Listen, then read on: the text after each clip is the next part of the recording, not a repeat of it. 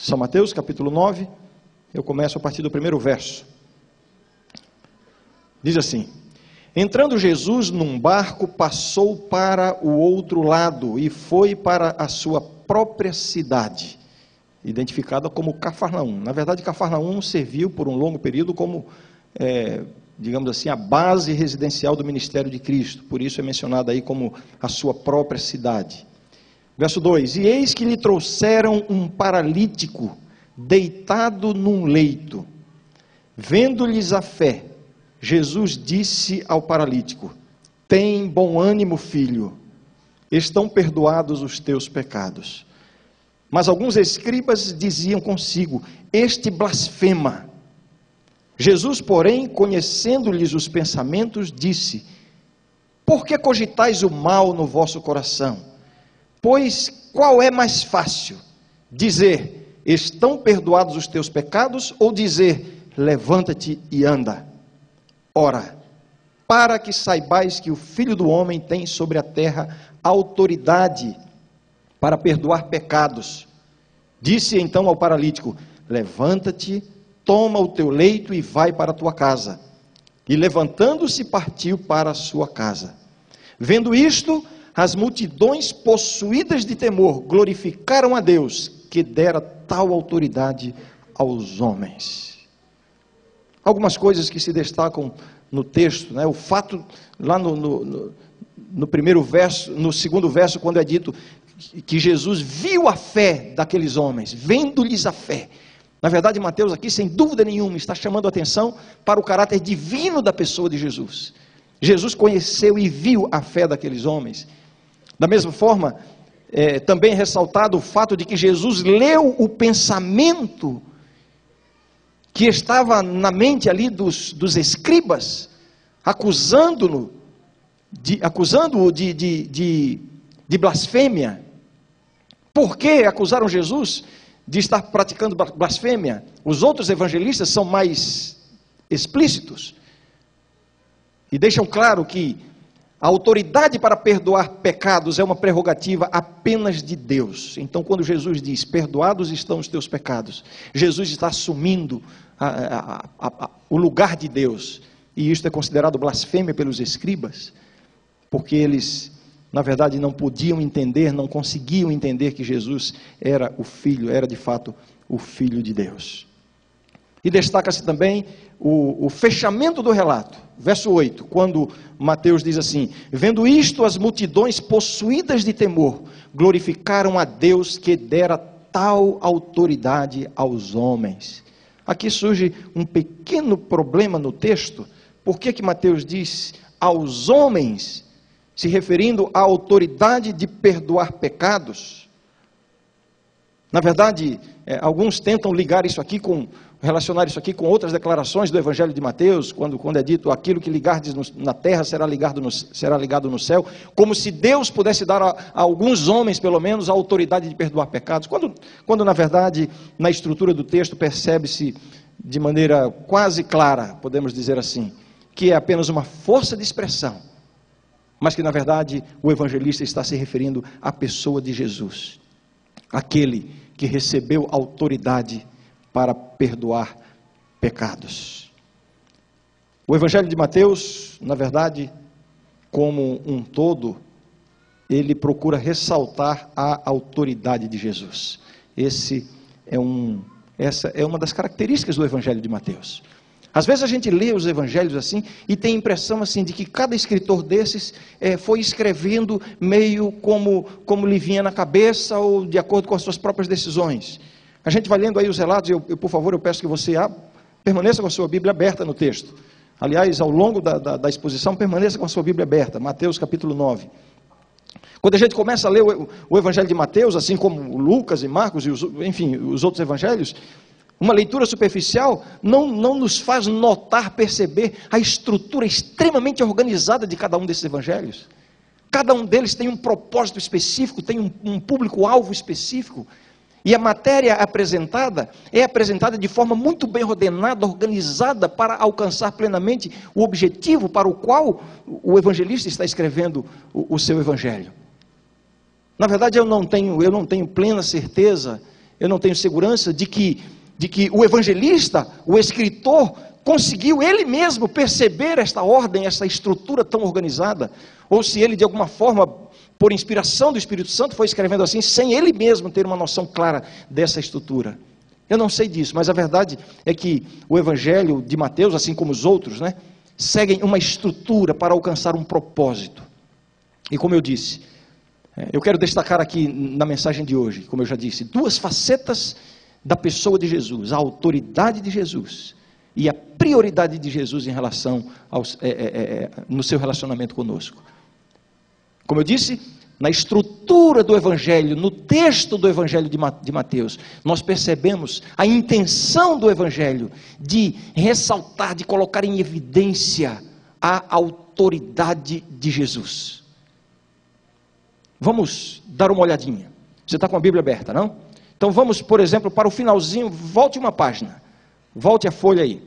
Finalzinho do Sermão da Montanha, e nós temos pregado aqui, sei lá, talvez 10, 11 ou 12 sermões baseados no Sermão da Montanha, um texto extraordinário, um sermão maravilhoso. Cada declaração de Jesus, cada ensinamento causava um impacto tremendo na mente das pessoas. Eu fico curioso assim, saber a reação, como eu gostaria de poder presenciar, de ver um videotape do rosto das pessoas, da reação, à medida que Jesus ia apresentando essas grandes verdades, os princípios do reino.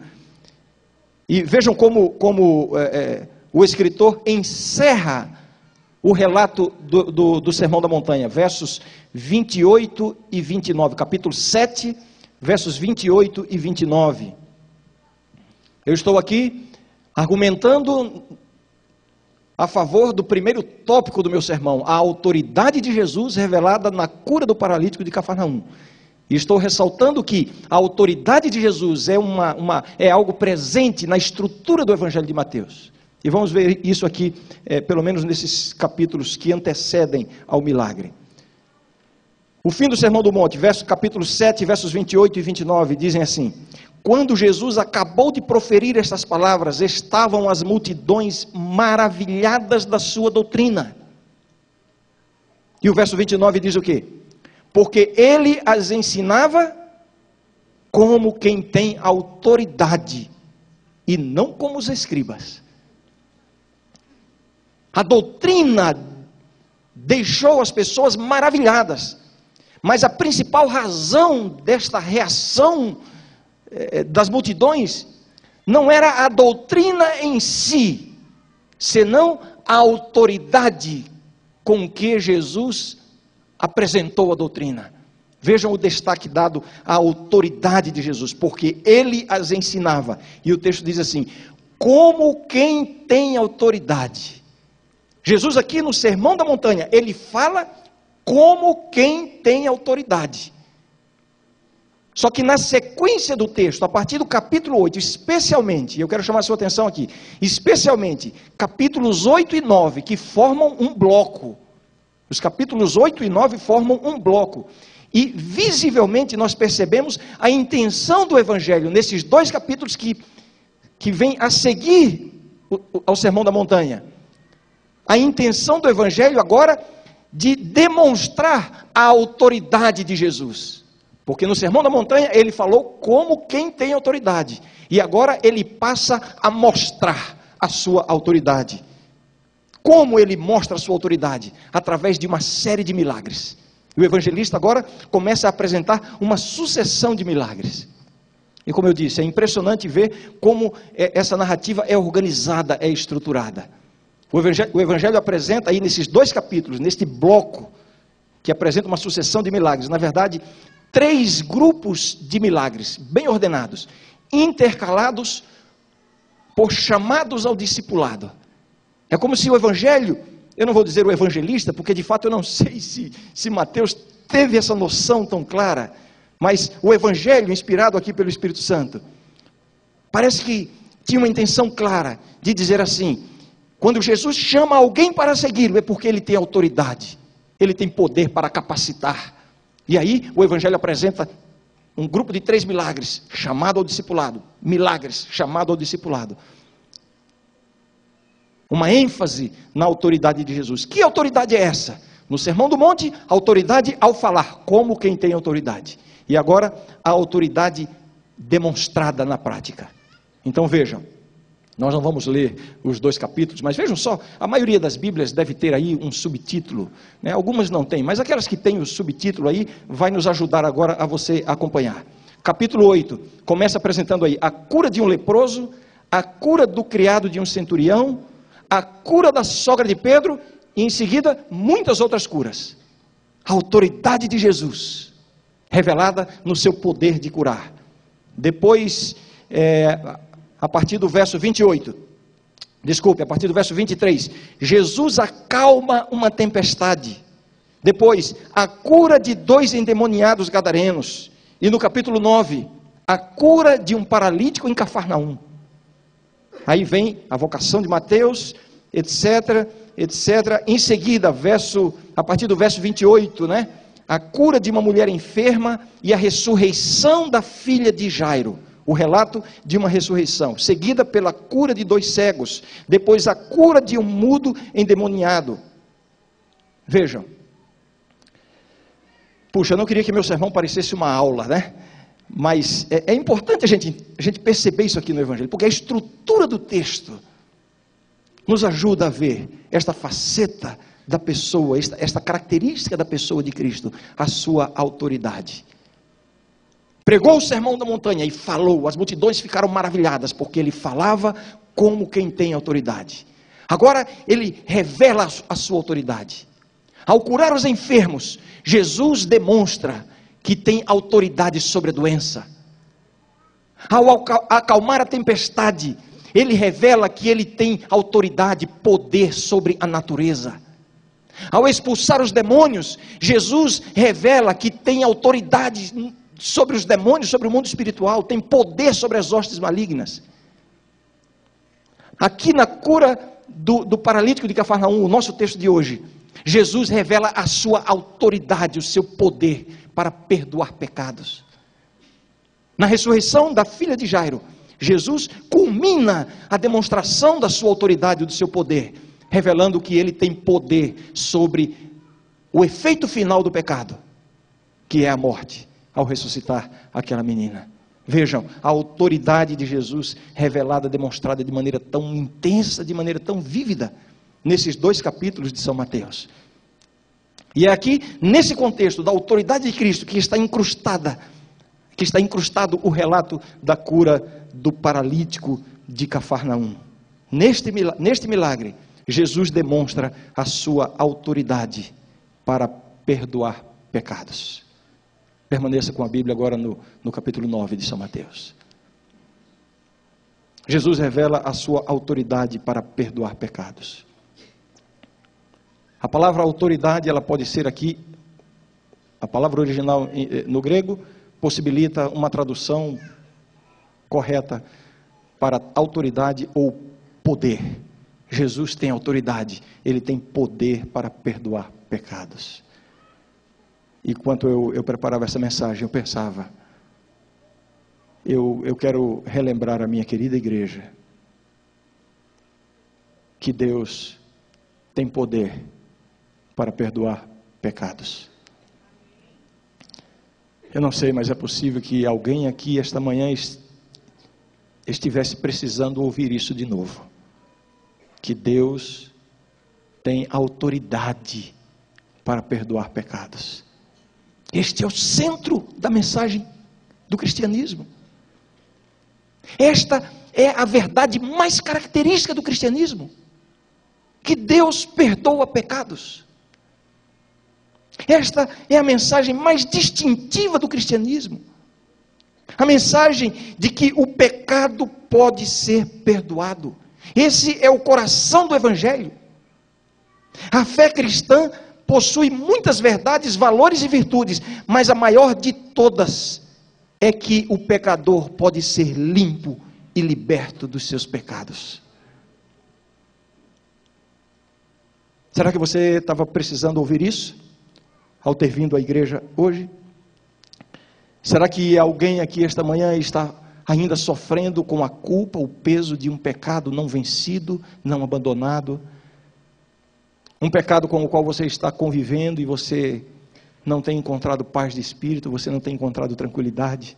Por mais que o pecado possa lhe dar alguns momentos de prazer e alegria, mas ao longo da vida, você tem se sentido amargurado, derrotado, sujo, imundo, indigno. É este o sentimento que o pecado impõe sobre aqueles que com ele convivem. A mensagem de hoje é um lembrete para nós, de que Deus tem autoridade para perdoar pecados. Deus pode perdoar pecados. Neste milagre, Jesus demonstra a sua autoridade para perdoar pecados. Assim, ele evidencia a sua divindade. Ele pode perdoar pecados. Eu li há pouco tempo o relato de que um ateu ilustre na Inglaterra desafiou um ministro do Evangelho para um debate público. Se eu não me engano, isso há 1 ou 2 séculos atrás. E essa história se tornou muito conhecida. O pastor, então, ao aceitar o desafio de debater com o ateu, para demonstrar às pessoas a veracidade ou não dos seus ensinamentos, ou do cristianismo, ou do ateísmo, então o pastor aceitou o debate, mas impôs uma condição para ambos. Ele disse: vamos nos encontrar para o debate, e já disse assim, o pastor disse: eu vou trazer 100 pessoas que foram transformadas pela mensagem que o cristianismo prega. E eu lhe peço que para esse debate, você também traga 100 pessoas que foram restauradas, que tiveram a vida restaurada pela mensagem do ateísmo. E antes que o desafiante esboçasse alguma resposta, o pastor complacentemente disse: não precisa trazer 100, traga 50. Se você trouxer 50, será considerado vitorioso no debate. Ou melhor, traga 20. Se você encontrar 20 pessoas que foram restauradas pela mensagem do ateísmo, você será considerado vitorioso. Não, melhor, traga 10. Não, vamos simplificar. Traga-me uma pessoa que tenha tido a sua vida restaurada pela mensagem do ateísmo. Bem, o relato nos conta que o oponente desistiu do encontro, desistiu do debate. Irmãos, esta é uma prerrogativa, é uma característica, é uma atribuição do Evangelho, transformar vidas. E essa transformação, ela começa e termina com o perdão. O relacionamento de Deus para com o ser humano é baseado no perdão. Deus tem uma atitude perdoadora para conosco. Eu creio que nada mais tranquiliza o meu coração ao saber que Deus tem uma atitude perdoadora. Eu não quero dizer que Deus perdoa independentemente da atitude, da reação ou da aceitação do pecador. Não é isso que eu estou dizendo, não é isso que ensina o Evangelho. Mas eu quero dizer que Deus antecipadamente já tem uma atitude perdoadora. Você está sofrendo porque cometeu um pecado essa semana? Pois antes de você cometer esse pecado, Deus já estava disposto a perdoar esse pecado. Por que você continua com a culpa? Isso é claro quando a Bíblia diz que Jesus Cristo é o Cordeiro que foi morto. Como é que diz? Desde a fundação do mundo. Já havia um plano para que o perdão pudesse ser experimentado por aqueles que transgredissem a lei de Deus. Uma das coisas que mais me dá segurança na vida cristã é o fato de saber que o pecado não surpreendeu a Deus. O pecado não pegou Deus desprevenido.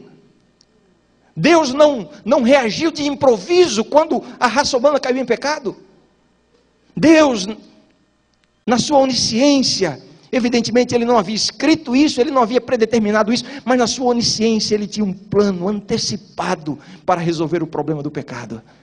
E o problema do pecado é resolvido de uma forma. Como? Perdão. Perdão. Esta é a mensagem central do Evangelho. Eu pergunto novamente: será que tem alguém aqui na minha igreja que saiu de casa hoje precisando ser relembrado que Deus tem autoridade para perdoar pecados? Deus tem essa autoridade. E quando Jesus pergunta: o que é mais fácil dizer? perdoados estão os teus pecados, ou levanta-te, toma a tua cama e anda? O que é mais fácil dizer? Deixa eu mudar a pergunta. Eu vou perguntar não o que é mais fácil dizer, o que é mais fácil fazer? Perdoar os pecados ou curar? Washington, para você, o que é mais fácil fazer? Perdoar pecados ou curar? Não faz diferença para nós. Para o ser humano pecador, as duas coisas são completamente inacessíveis. Não faz sentido querer fazer essa comparação. Mas e para Jesus? Faz sentido essa comparação? Eu creio que de certa forma faz sentido, sim. Porque para curar, bastaria proferir uma palavra. Para perdoar, ele precisaria ir até a cruz, fazer o pagamento pelo pecado. E é aí que reside a autoridade de Cristo, porque ele mesmo iria à cruz pagar os pecados daquele pobre moribundo paralítico. Por isso Jesus tem autoridade para perdoar pecados. Antes de passar para o próximo tópico, eu quero repetir. Minha querida igreja, jovens da minha igreja, Deus tem poder para perdoar pecados. Deus tem poder para perdoar pecados.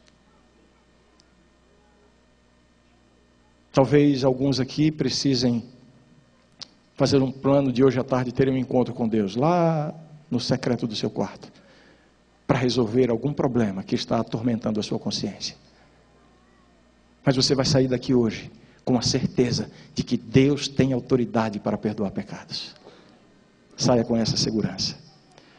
Bem, eu anunciei os dois tópicos da mensagem, a autoridade de Jesus e a prioridade de Jesus. A autoridade de Jesus, neste bloco do Evangelho, capítulos 8 e 9, a autoridade de Jesus sobre as doenças, a autoridade de Jesus sobre a natureza, a autoridade de Jesus sobre as forças do mal, a autoridade de Jesus para perdoar pecados, sobre o pecado, e a autoridade de Jesus sobre a morte. Vejam que é um bloco completo. O texto que escolhemos ressalta a autoridade de Jesus para perdoar pecados. E esse texto também revela a prioridade de Jesus no seu relacionamento para conosco. Vamos ao texto. Capítulo 9 de São Mateus, capítulo 9, aí estamos. Entrando Jesus num barco, passou para o outro lado e foi para a sua própria cidade. E eis que lhe trouxeram um paralítico deitado num leito. Vendo-lhes a fé, Jesus disse ao paralítico: tem bom ânimo, filho, estão perdoados os teus pecados. Muito bem.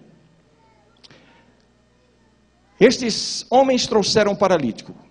O Evangelho de Marcos revela que foram 4 amigos que trouxeram o paralítico. Ao trazerem o paralítico à presença de Cristo, o que é que eles queriam de Jesus? Alguém falou aí, eu acho que foi uma criança. Foi uma criança. O que é que eles queriam? A cura.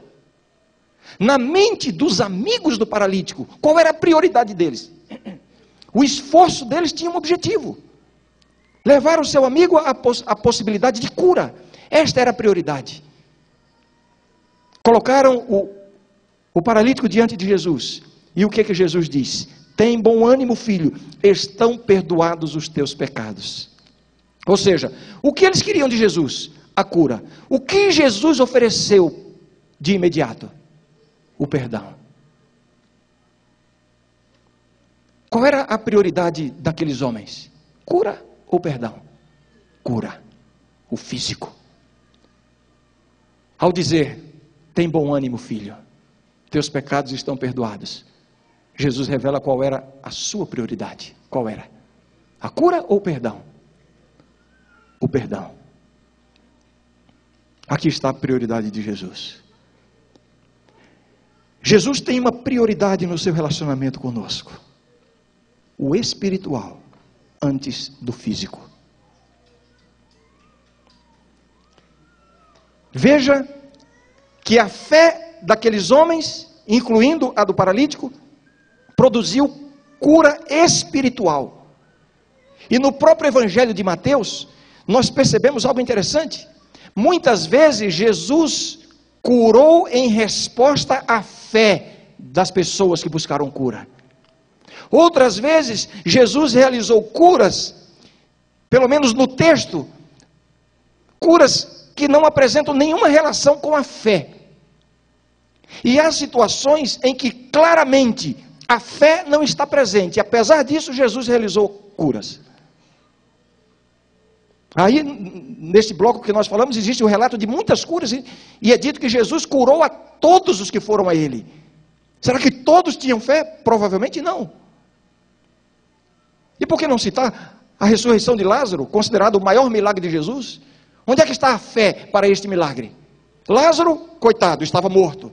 As suas duas irmãs, momentos antes, tinham demonstrado a sua incredulidade. No entanto, Jesus realiza o milagre. Ou seja, para a cura física, para situações materiais, físicas, Jesus não precisa nem da nossa fé para resolver. É isso que eu quero dizer. Agora, a prioridade de Jesus está na cura espiritual. Jesus diz assim: tem bom ânimo, filho. Perdoados estão os teus pecados. Vejam. Jesus olha para aquele paralítico. Ele estava oprimido. Ele estava angustiado. Ele estava derrotado. Qual era a principal razão dessa angústia, do sofrimento do paralítico? A sua paralisia física? No livro O Desejado de Todas as Nações, é dito que a angústia do coração do paralítico era a culpa pelos seus pecados. E é dito ali também que a sua paralisia era o resultado de uma vida de pecados. Isso aqui não serve para endossar a falsa teologia que já vem desde os tempos bíblicos, dos tempos de Cristo, de que o pecado de uma pessoa vai atrair a ira de Deus, o castigo de Deus em forma de doença, em forma de tragédia. Não é isso que a Bíblia ensina. Mas nesse caso aqui, claramente é dito pela inspiração que a sua enfermidade não era um castigo direto de Deus, mas era o resultado de uma vida de pecado. E o seu maior anseio não era a cura física, o seu maior anseio era ser liberto deste fardo de culpa. E no livro que eu mencionei, é dito que quando Jesus disse assim: filho, tem bom ânimo, teus pecados estão perdoados. Naquele momento, ele se sentiu pleno e plenamente satisfeito com a cura espiritual.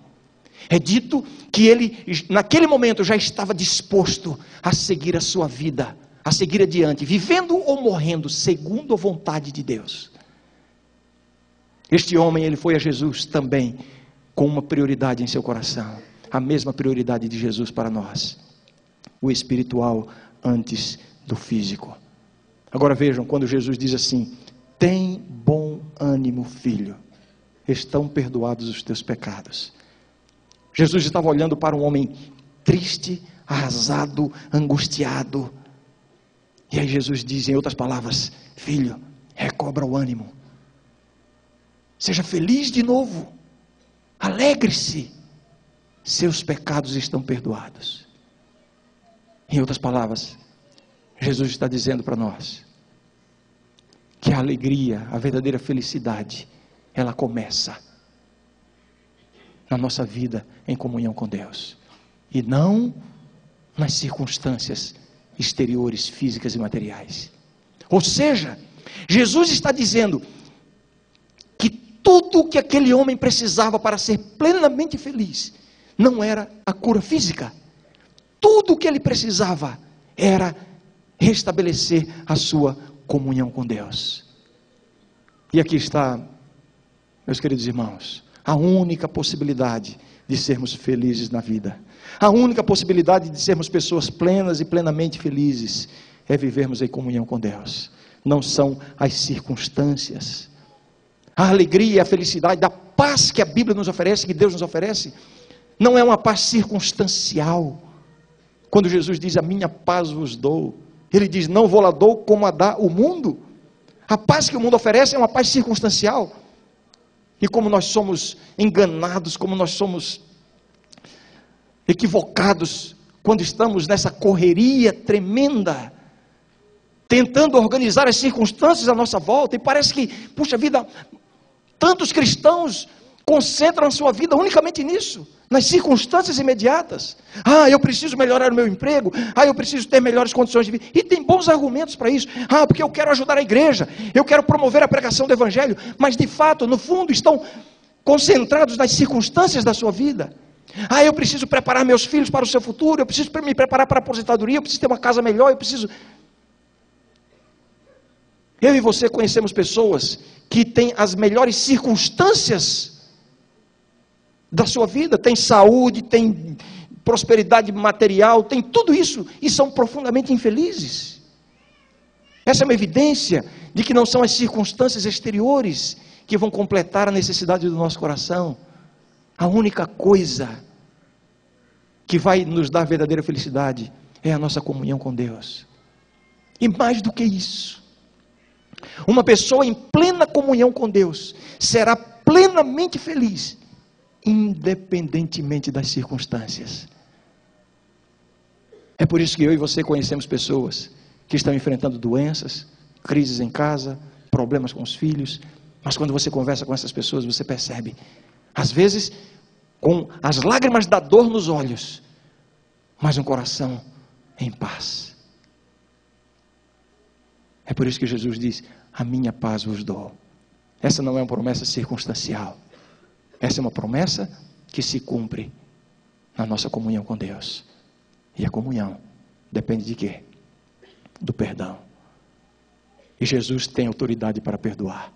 E a prioridade de Jesus para conosco é o espiritual antes do físico.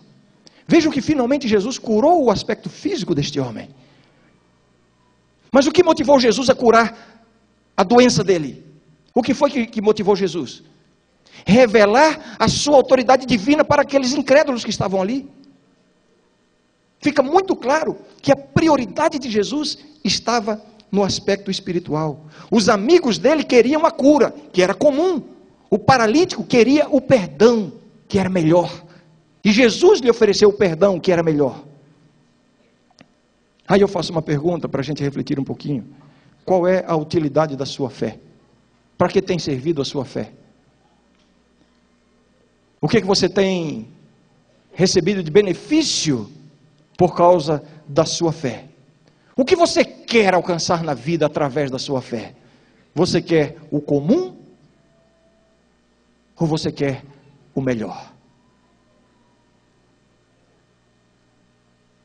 Isso aqui não depende de você raciocinar e decidir agora dar uma resposta aí à minha pergunta. Essa resposta é dada no tempo e energia que você gasta para alcançar uma dessas duas coisas, o comum ou o melhor. Nas suas orações, quanto tempo você passa pedindo para Deus abençoar o seu trabalho, abençoar a sua saúde, curar, resolver a crise, solucionar o problema? Eu não estou dizendo que nós não devemos orar pedindo essas coisas, mas compare com o tempo que você gasta simplesmente para desenvolver a comunhão com Deus, para confessar os pecados, para buscar a purificação do seu coração, para alcançar vitórias espirituais. É nesta avaliação que você vai ter a resposta a essa pergunta: o que você espera da sua fé? O comum ou o melhor? É essa reflexão que nós precisamos ter. Jesus tem uma prioridade no seu relacionamento conosco: o espiritual antes do físico. Você está pedindo a cura para as suas doenças? Saiba que antes de curar suas doenças, Deus quer purificar você de todo pecado. O espiritual antes do físico. A salvação é mais importante do que a saúde física. Talvez eu precise repetir isso aqui. A salvação é mais importante do que a saúde física. O que você quer através da sua fé? O comum ou o melhor? Você está se dedicando a sua vida com Deus e buscando de Deus prosperidade material? Essa é uma busca autêntica. A Bíblia não nos proíbe de buscar isso. É uma busca autêntica. Mas é aí que você está concentrado? Deus está disposto a lhe dar a prosperidade material, mas antes da prosperidade, Deus quer lhe dar um coração generoso e compassivo. A generosidade vem antes da prosperidade. Se você recebe a prosperidade e você não tem um coração generoso e compassivo, provavelmente a prosperidade vai ser uma maldição na sua vida. O que você quer? O comum ou o melhor? A generosidade vem antes da prosperidade. O que você está buscando de Deus? O que você quer, afinal, como resposta à sua fé? A sua fé é para encontrar solução para todas as suas crises. Você está vivendo uma crise financeira, você está perdendo o sono porque não está conseguindo pagar as contas, está desempregado e está atormentando a sua vida.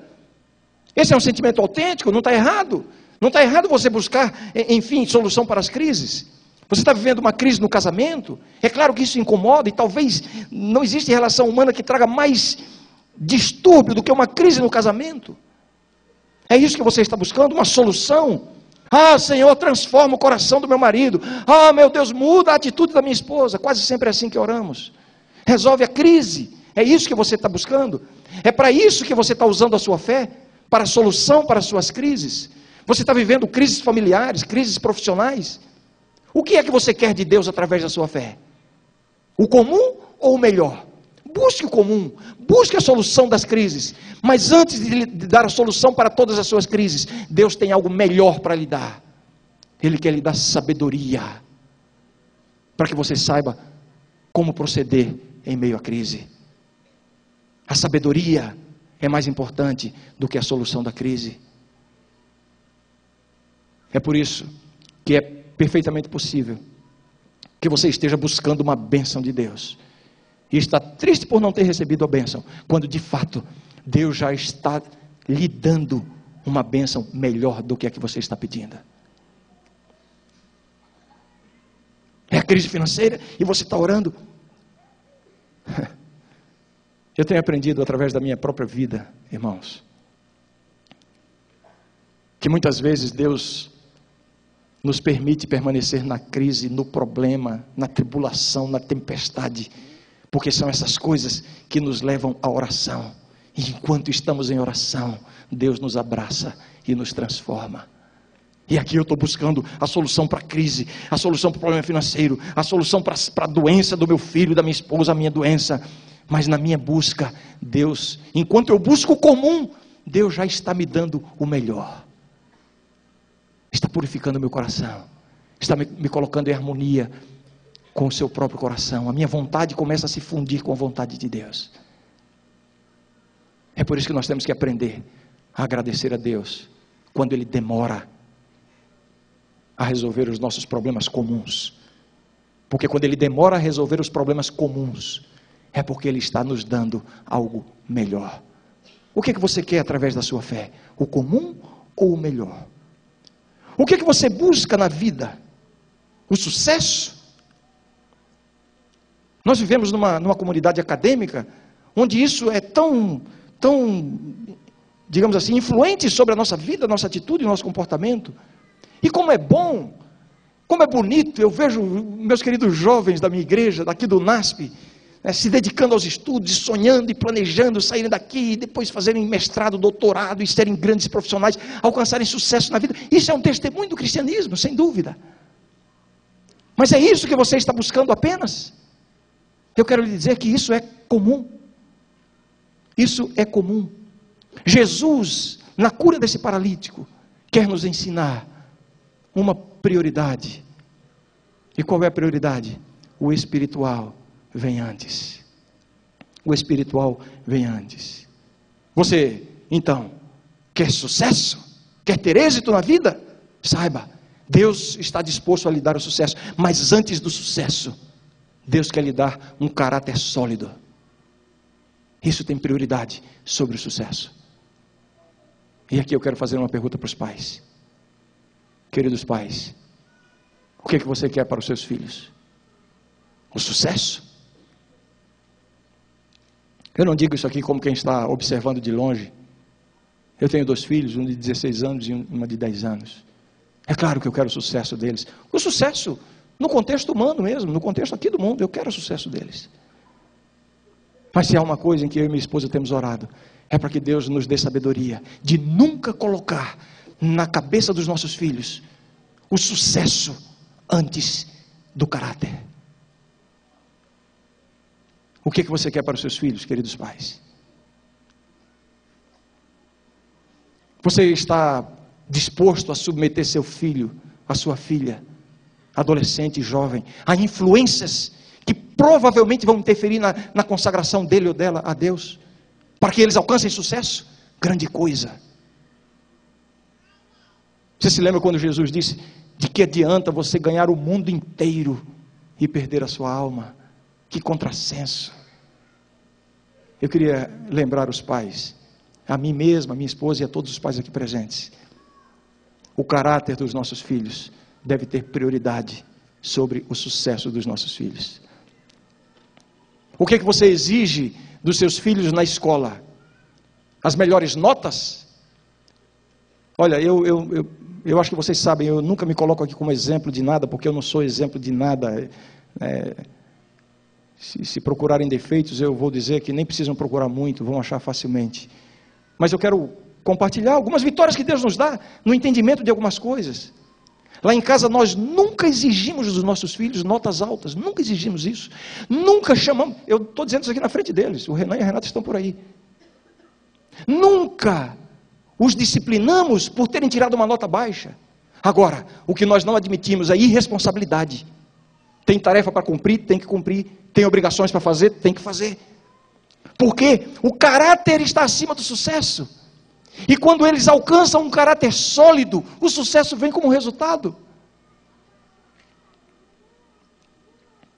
O que você quer através da sua fé? O comum ou o melhor? Jesus tem uma prioridade: o espiritual antes do material. O que você quer para os seus filhos? Que eles tenham dinheiro ou que tenham caráter? E mais uma vez eu digo, essa não é uma resposta que se dá com um raciocínio intelectual. Essa resposta você obtém ao avaliar a forma como você tem motivado os seus filhos em casa em relação às coisas da escola, às coisas da família e às coisas espirituais.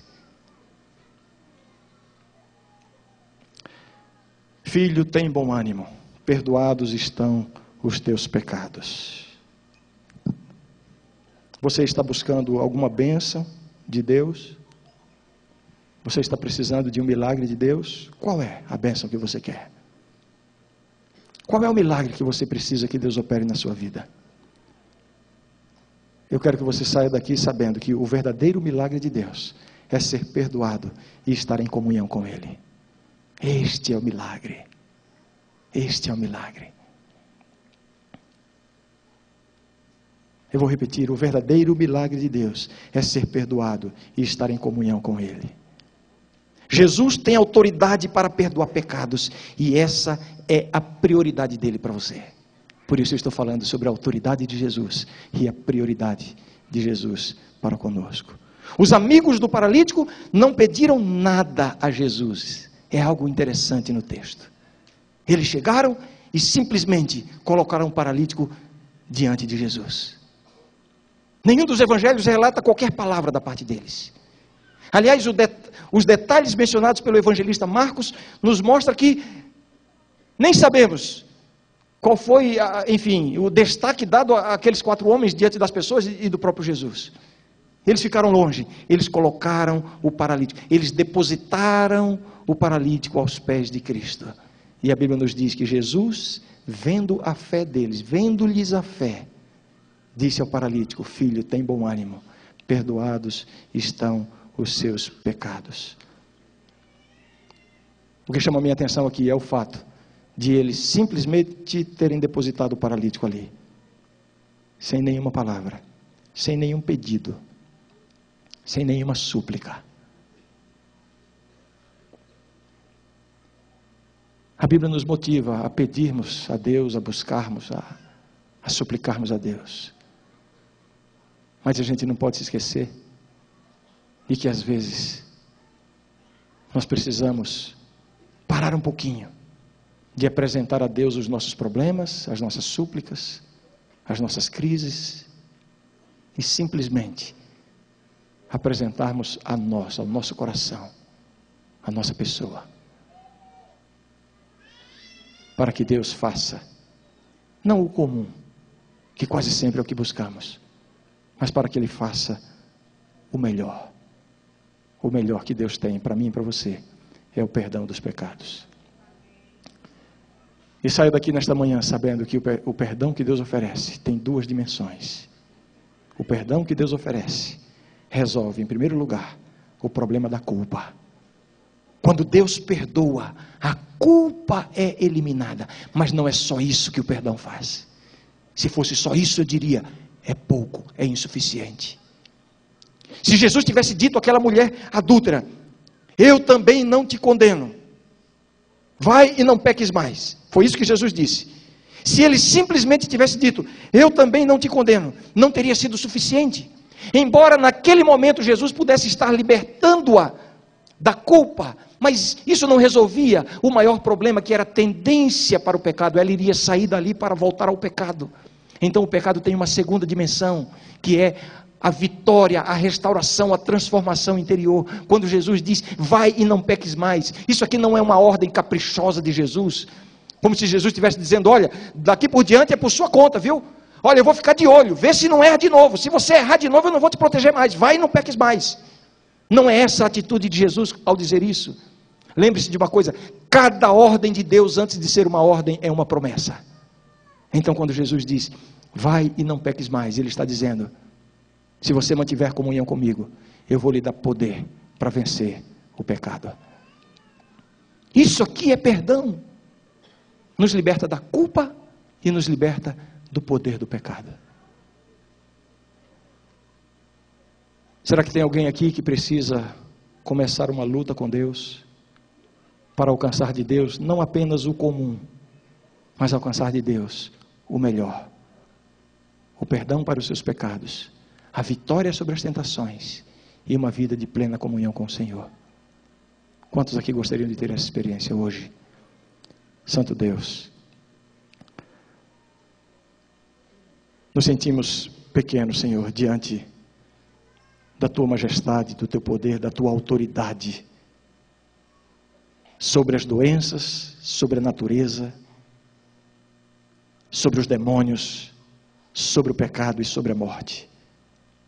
Senhor Deus, a nossa súplica hoje é que nos ajudes a termos a mesma prioridade que o Senhor Jesus, o espiritual, antes de qualquer coisa. Dá no Senhor um coração puro. Limpa o nosso coração, a nossa mente, do pecado, do mau pensamento, dos maus desejos, dos vícios. E aqueles, Senhor, que estão sendo vitimados por uma tentação, por um pecado. Coloca neste coração agora, Senhor, a certeza de que Tu tens poder para restaurar e perdoar. Convida, Senhor, esta pobre alma a uma luta contigo, para que esta pessoa alcance o melhor e não se contente apenas com o comum. Dá-nos essa experiência hoje e sempre, em nome de Jesus. Amém. Amém.